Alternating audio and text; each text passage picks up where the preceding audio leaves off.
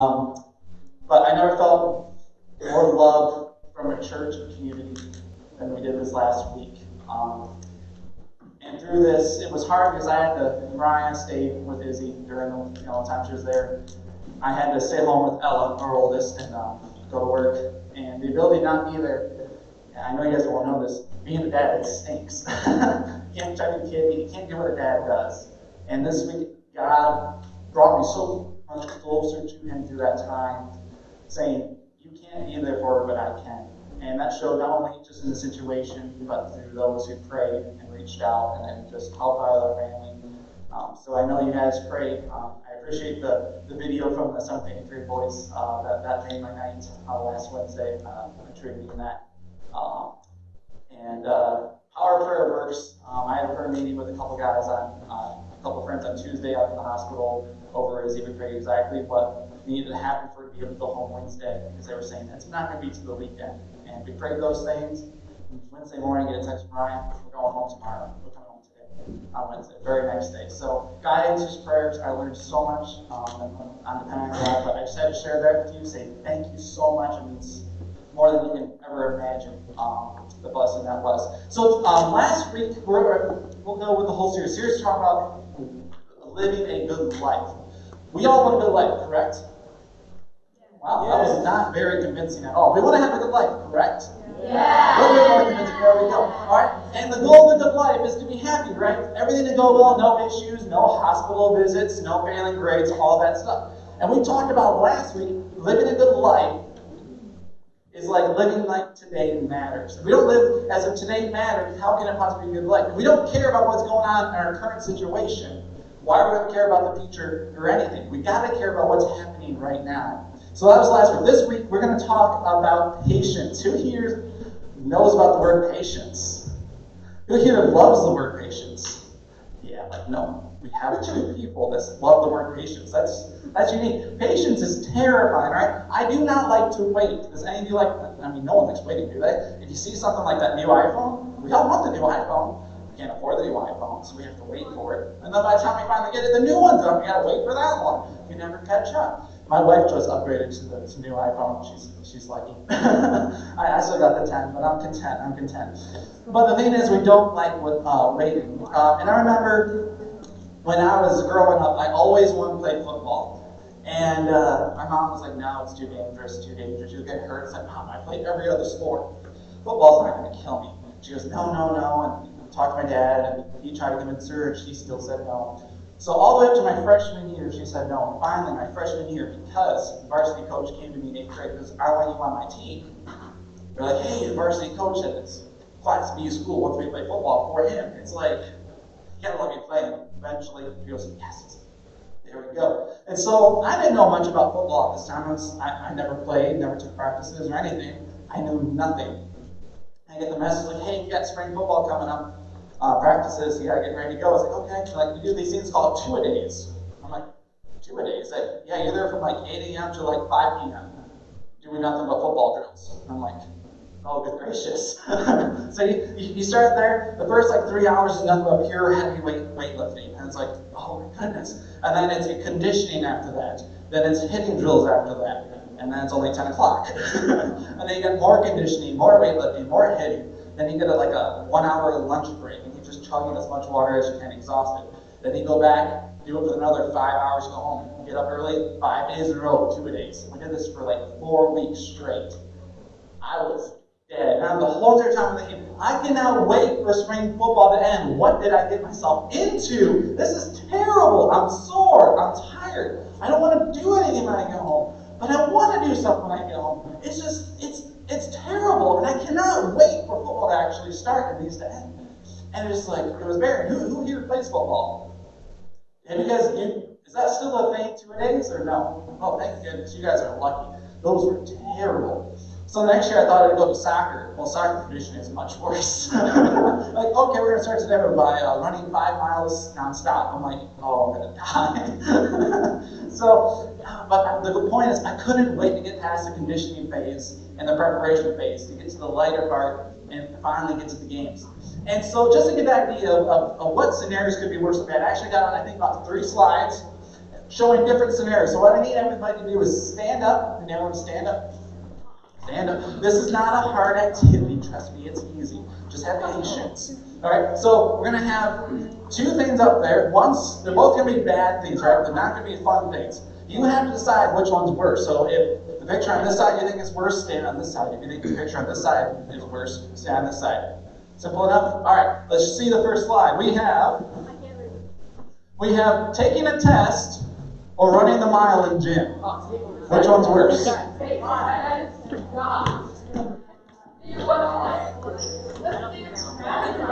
might as well stand on this side. Oh, Brand's like, I'm in the boat. It may not look like it now, but once I was skinny and really in fit shape. All right, running the mile was easy. Test, not so much. All right, go back towards the middle. We have our next one. The next one is having social media taken away or being lectured by your parents for an hour.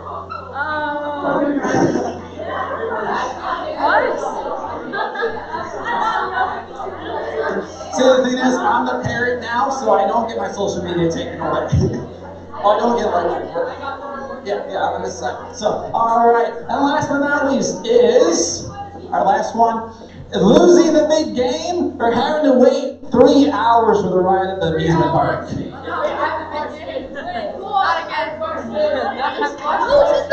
I've actually waited 3 hours in line at an amusement park once. 4 times in the same day. I literally only rode 4 rides. Yes. Any sport. Basketball, football, soccer, lacrosse, water polo. All right, very good. Go ahead and have a seat. Go ahead and have a seat. All right. I'd rather wait.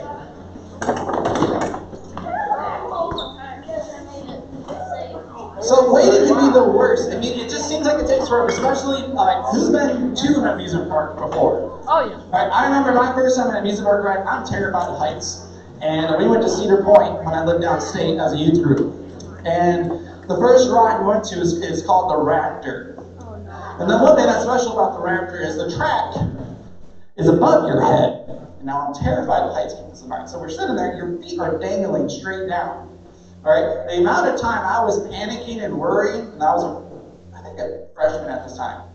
In that 3-hour line, my anxiety was, whoo. And then I sat next to a senior, and he knew I was terrified. He goes, man, there were so many stories I could tell you. Like this one kid fell, died. This other kid got his hand stuck in the track, lost his hand. I think he was making some of these up just to freak me out. But man, that ride would never end. It was terrible. It's just sometimes things just never want to get there. It's like, come on, come on, come on. And you know what? It's not only the good things, like I can't wait to drive. Can't wait till I got to school, which, trust me, that's a terrible thought. Enjoy school. Don't get held back. Just enjoy it as long as you can. Because grown ups, you gotta get a job, you got bills. Not as much fun as you think. But we always want the good things to come. But sometimes it's the same as the bad thing. Like, man, we got that exam coming up. Man, I really don't want that coming. And you're just worried. And it's just like, I just want to get it over with, get it past me. But it's just not coming yet. I don't want to do it. I want it to be over with. And then it's like, oh, I know when I get home, I'm in big trouble. They already know it. And this drive that's only 10 minutes away seems like an hour. And you're just sweating it out. And so it's not only the good things that make us wait, it's the bad things. And no one likes waiting. Waiting. There's my speech impediment coming out that I talked about a couple weeks ago. No one likes to wait. And the thing is, we're always told, you know what? Patience is a virtue. Who's ever heard that from an adult? Patience is a virtue, Johnny. All right? Or you might say, you know, patience is part of growing up. I don't want that. No one wants to wait. This is how I want my good life. Everything now. All the good stuff now. Never the bad stuff. That's how I want to live the good life. That's everyone's idea, correct? Would you agree with me? Raise your hand. No. Elliot. Or was that Zach? Zach. Stop messing with me, Zach. But the thing is, sometimes we're not only impatient or patient with situations. Sometimes it has to do with family or friends. Sometimes we get that friend who's really close to us, but for some reason they're different. They get on your nerves. And actually, while I was preparing for this lesson, I had a situation where one of my friends, sometimes when you study to teach a lesson, God makes you practice that lesson in life. And man, is it not fun. I had a situation within the last week, I'm not going to pinpoint which day, but it's like this person that I'm really good friends with really got on my nerves and got me really mad. And I was, the first part of the day, it was ruined because of the situation. I'm like super mad about it. And I'm like going about my day, and then the verse that we're going to be talking about tonight popped up in my head because I was memorizing it for tonight. And I'm like, it's like, you're testing me. So I got to practice my patience right now. I don't want to hang on to this, but I got to practice it. And so sometimes it's our friends who we just get annoyed with. Sometimes it's our parents. How hard is it to be patient with parents sometimes? I was a kid once, and I remember it's hard sometimes. You want to do what you want to do, but they like, go do the dishes. Like, I don't want to do the dishes. I want to go do this with my friends. Like, no, go do the dishes. Like, no. And then you get in trouble, like, grounding dishes. It's never going to end. It's terrible. And sometimes you don't have patience with yourself. I have had issues with self-confidence before. I get annoyed and impatient with myself. I think that I should be able to pick up every job I've ever learned instantly. I have no room for patience. Oh, this job should take you about 3-4 months for training. For me, it's like, okay, that means me in 1 month I have to have this job down pat perfectly. And when it comes to 1 month and I don't have it, I get super annoyed with myself. And I go and I beat myself up about it. And we do that in life sometimes. You're thinking, man, when this test comes, I'm going to get an A on it. No matter what, there's no other option. You get that B. And you just beat yourself up for it. It's like, that is not acceptable. And you just pound yourself emotionally because I deserve better. I know I can do better. And you're just not patient. There are times when we struggle when that happens. And you might think, is there a really good way to deal with patience? How can I get better with patience? It doesn't come naturally for us. We want things now. We don't want to wait. No one ever wants to wait. So how can we get better at that? Well, I think we got a good example, and I think you guess what book of the Bible we're going to. I think it would be pretty obvious. Can anyone guess what book we're going to in the Bible? Solomon. Solomon is the person who wrote the book. What was the book? Someone's saying the answer. Proverbs. Very good. Proverbs is considered the book of wisdom. All right. Now, don't get confused. I actually have a quick story about the book of wisdom. One of my good friends in high school named David, he was actually the best man of my freshman. He was Catholic. And we used to talk about religion all the time in church. And we were sitting on his couch one day, and he goes, we're talking about our Bibles. He goes, so you have the book of wisdom, right? I'm like, you mean Proverbs? He goes, no, the book of wisdom. I'm like, Proverbs? He goes, no, we got Proverbs. We also got the book of wisdom. I'm like, I've never heard of that. but Proverbs is what we consider the book of wisdom, okay? Solomon was known to be one of the wisest people who ever lived. A couple weeks ago, we talked about how God came to him and said, Solomon, I want to give you anything you want. You can ask me one thing, and I will give it to you. You could have asked for riches, power, glory, anything. He asked for wisdom, and God gave him tremendous wisdom. So he wrote this book. And here we're going to look at what he said. It's Proverbs 19:11, all right? Proverbs 19:11 says, a person's wisdom yields patience. To overlook, messed it up. It is to one's glory to overlook an offense. We'll just do it again. A person's wisdom yields patience, and to overlook an offense. I messed it up again. I had this memorized. It is to one's glory to overlook an offense. It's terrible when you get it memorized. You're saying it all day in preparation, get up there, and then you just can't do it. It's so annoying. Patience with myself again. But here we go. He's saying, all right, a person's wisdom, what does a person's wisdom yield or produce? What does wisdom produce? Patience. Don't be afraid to talk back. If I ask you questions, get up. I want those answers. Don't be afraid to talk. A person's wisdom yields patience. All right? The more we are wise in a situation, the more CSB version, which most of you are holding right now, the word it has instead is insight. The more information we have, the more knowledge we have of a situation, the better we can choose the right decision that's before us. All right? So we get patience through wisdom. And the best thing is, where can we get wisdom from? Who gives us wisdom? Dylan, in the back. God, very good. God gives us wisdom. He says, come to me and ask. Ask and ye shall receive. All right? God's not going to say, hey, come ask me. And then when you ask me, I'm going to say, no. Now, this doesn't mean when you have a test coming up, you don't study, and you say, God, I I got to test in 5 minutes. Give me all the answers. That's not how it works, okay? That's not what he means. What he means is when you're in a situation where you're facing a trial, a temptation, and you say, God, I need your help. I need to know what to do. He isn't going to ignore you. He isn't just going to look the other way. He's going to say, you know what? I'm going to help you by showing you what you should do.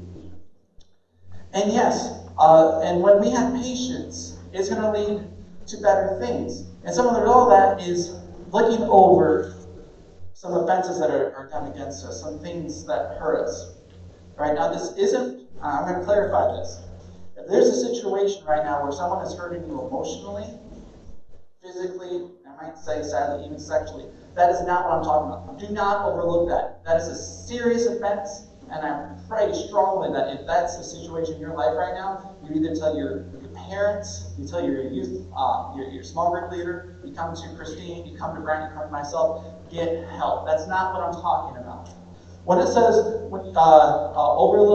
overlook an offense, it's talking about hurt feelings. All right, like my friend today, he hurt my feelings. Oh, I gave it away what happened today. All right, he hurt my feelings. All right, he did something that irritated, made me angry. And then I thought of this verse. I was sitting wiping stuff that had soot all over it for the 3rd week in a row. It came to me, it's like this, the verse I'm memorizing is preaching to me right now. And it's meant for middle schoolers. That means the Bible speaks every age. I'm preparing this for people in middle school. It's talking to a 25-year-old man. Still, just one verse can change your mindset for a whole entire day. So, yes, sometimes when hurt comes, we want to hang on to it. But the Bible says when wisdom comes, when you gain that insight, those small things, they don't matter. God matters, and how you react means more than holding on to that anger and that bitterness. Remember, if you want a good life, we have to pursue patience. It's such a key thing. Because trust me, going through life living impatiently, it just leads to anger, leads to bitterness. Why am I not getting the things I want? Why God did not care? And trust me, that's not the way to live. I know too many people who have a grudge against God. Right now, I'm trying to help one of them, someone who's super close to me, has a deep relationship with me. I've seen hurting for such a long time because they weren't patient on God. And then they let that impatience turn to anger where they weren't getting what they wanted. Now it's bitterness towards people of God and God himself. So pray for that person. I'm not going to give up their name. Most of you won't know them anyways, but talks, you might be watching at some point. I said I won't give out names. But trust me, that's not what you want. So the next time you face a situation where patience is required, first thing you ask God, God, give me wisdom. Help me in this situation. Give me insight. And one of the things you can do, ask him specifically for, is to help seek understanding. What happens is, like today, my friend said something, and I said something, and he got mad. Well, for me, I don't think he got mad as much. But what helped was, later that day when I thought of this verse, it said, it's talking about overseeing. I was like, okay, what does he see in the situation? What's his side? What's his point? And I started seeing his point. And I was like, well, my point's this. It's like, we're both technically right based on the situation, temperature, and all this stuff. There's a lot that goes into the decision. So, technically, we're both right. We're not wrong. I'm just holding on to my pride, and I just need to let it go. The second thing is, think one step ahead. All right? Here's the thing, don't say it one way. I actually heard it this way, and I think this is good. My friend, who I mentioned, who was a Catholic, he works for 9 and 10 News. His name's David Leiden. He's a reporter for 9 and 10 News. He's on TV all the time. A good friend of mine.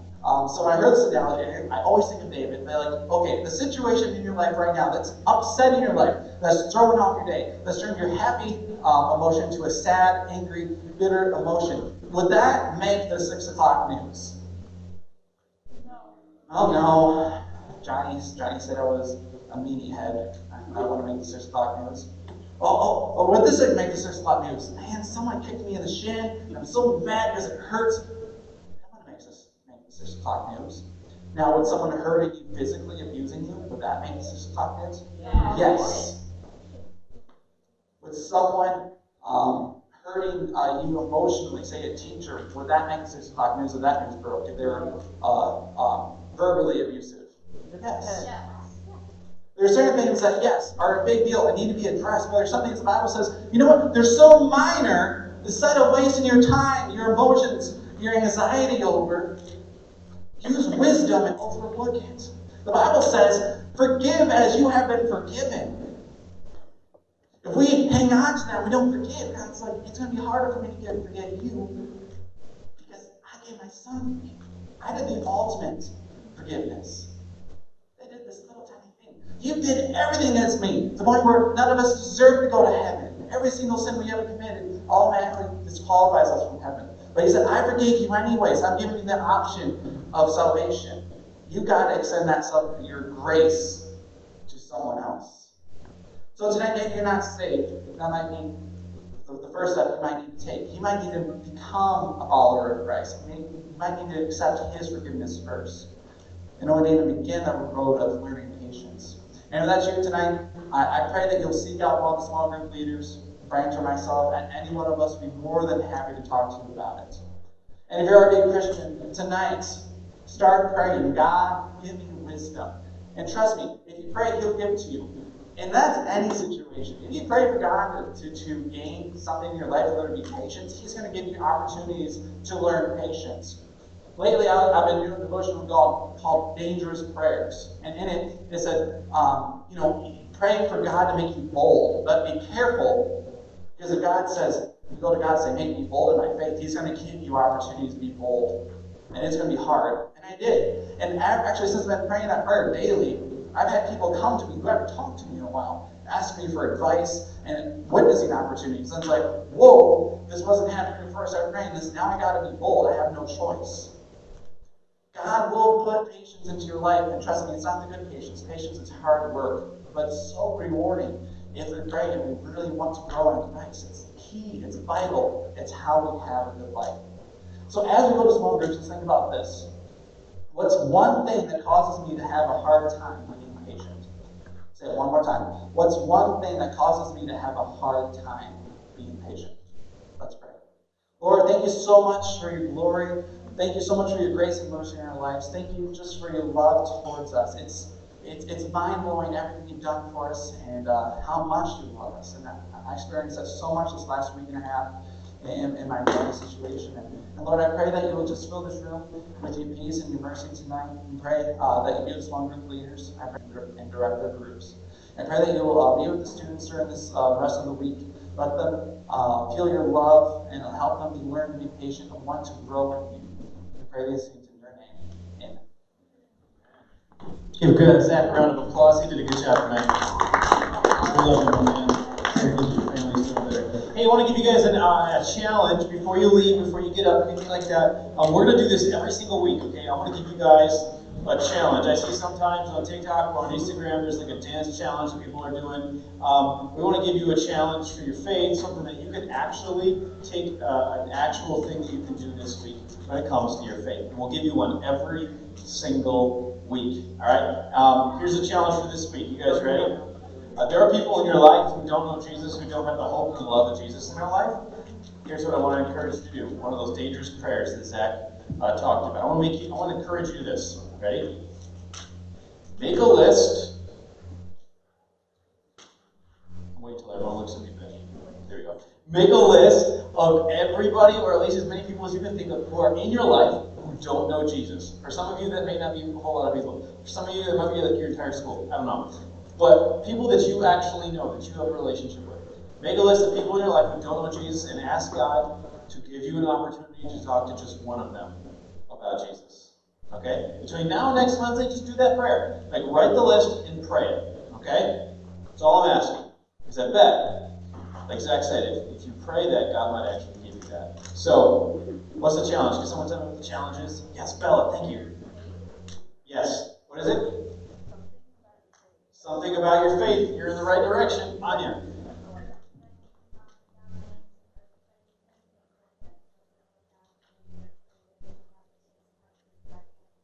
Talk to one of them about with patience, with what Zach was talking about. Well done. Good job. Good job. So there you go. And here's what we're going to do. I'm going to make this even more of a challenge.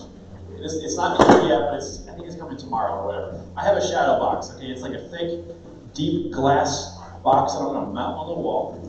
And I'll put the challenge on there of the week. We give the same challenge to the high schoolers. All right? And then what I'm going to do is we're going to write the challenge on the front, which is like a dry erase marker or something like that. And then if you did it, you come back the next week and you take a ping pong ball and you're just going to drop it in the box. People don't need to know it was you. You don't need to brag about it. It's whatever. But like, if you did it, you can go ahead and put and the same challenge will exist for the high schoolers as well. And here's what's going to happen. I'm going to have white ones for the high schoolers and orange ones for the middle schoolers. I think it'd be really cool if there were more orange ones in there than white ones. Yeah. Well, because I decided first the high schoolers and they picked white. I'm sorry. Orange is pretty cool though. So, anyways, that's the challenge. Next week the box will be there. So if you come back next week and you did it, you wrote a list of people in your life who don't know Jesus, and you pray that God will give you an opportunity to talk to them about Jesus, and you did that, right? You wrote the list and you prayed. You can go ahead and put a ping pong ball in the box, and that'll be part of it. It's not for like to prove or to show off or anything like that, but it's just an encouragement. And let's do stuff with our faith and then start making Jesus more known. You guys with me? Yeah. Okay. We're going to head to small groups. If you have no idea what small group to go to, come and chat with me. I'd love to help you out with that. 6th grade girls are with me. Can I get someone to turn off the live feed? Dylan? Can you turn off the live feed? I'll figure it out. How do I do this? I got this. Okay. Small group leader sheets are right there on the top.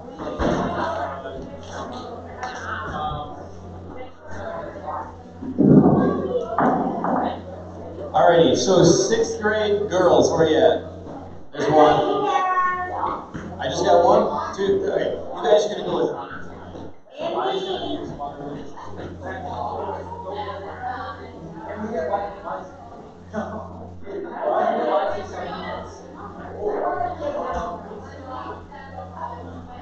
Hey, guys,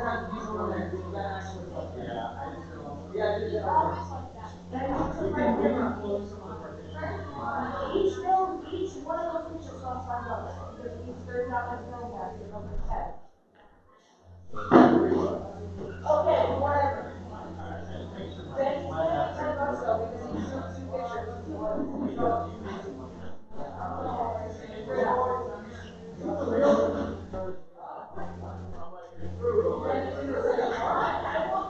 Okay, 7th graders. 7th graders.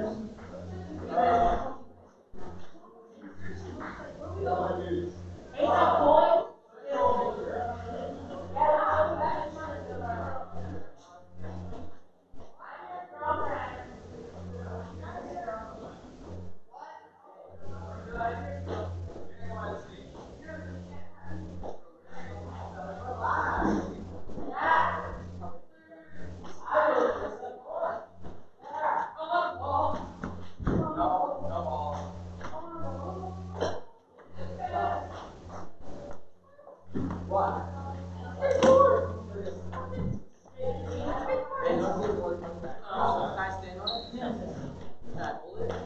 You can hold it. That's it. As soon as it hits the ground, I'm taking it. You can put it on the ground, but not your hand. That's not holding it.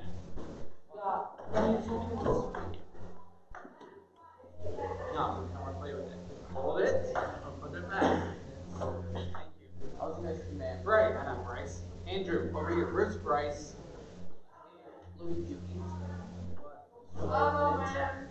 go find your buddy. Go find your buddy else touching his girlfriend right now.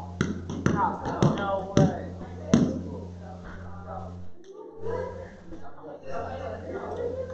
No. Mom, you did one. Yes, she did. You took her from her. Good job, thank you. Thank you. I didn't think that would ruin my better ones. I could fall stage notes. Where I put all. I felt this many notes. Good. Alright, seriously, go back for half. Put the ball. Bye. Guys, where are you? Guys. Hey, go put the balls back to the crates. Some people are disrespecting the brand new Bibles. It's cool. I write it and I never read it again, unless it's from memory. I've yet to study it. Wait, is Ty right there? 8th grade boys, let's go.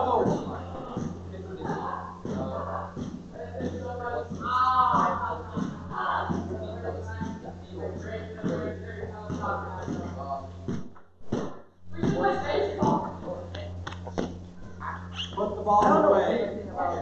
Andrew, put the ball back. Bryce, put the ball back. Bryce, put the ball away. Yeah, I was stuck. Can I get out? Andrew, ball away. Andrew, ball. Thank you. I was stuck. I actually cannot get out. Like, actually cannot get out. I just I tried to get out. I pulled myself up from my basement above the door. Went to go push myself up and I hit my head on the back of the door. I was like, ah, well, it's nothing to hit. So, all right. What?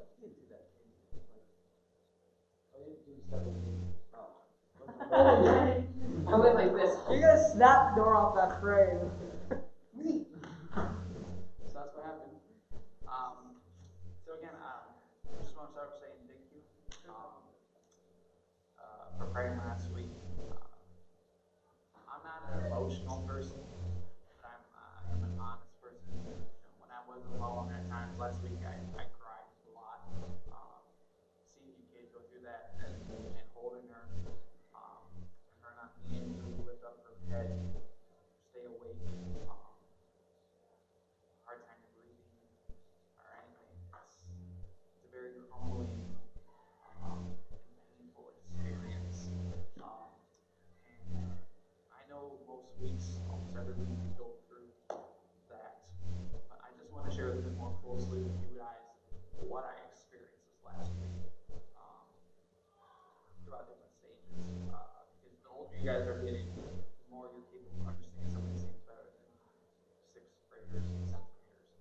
And so hopefully you understand this. Hopefully not overstepping your lines here and sharing too much. It's really no gory or anything, but Friday I get home, wife's looking at me and Izzy had been not feeling well for a couple of days when we back. She was, yeah, Izzy's got 104-degree fever, which really for anybody over 103 is dangerous. 104 is really bad for someone that's not even for a year old. And she's about 10 months. Oh, that's so. So it's like I think she needs to go in now. And Ella had RSV, and we took her in with a respiratory infection. So we took Ella in because Ella got sick before Izzy, but Ella is almost 2. She's 22 months old. Their birthdays in the same month. They were born 12.5 months apart. So we took her into the ER. They didn't do anything for Ella.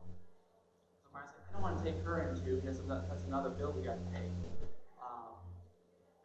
I said, it's 104. She said, give her a cold bath.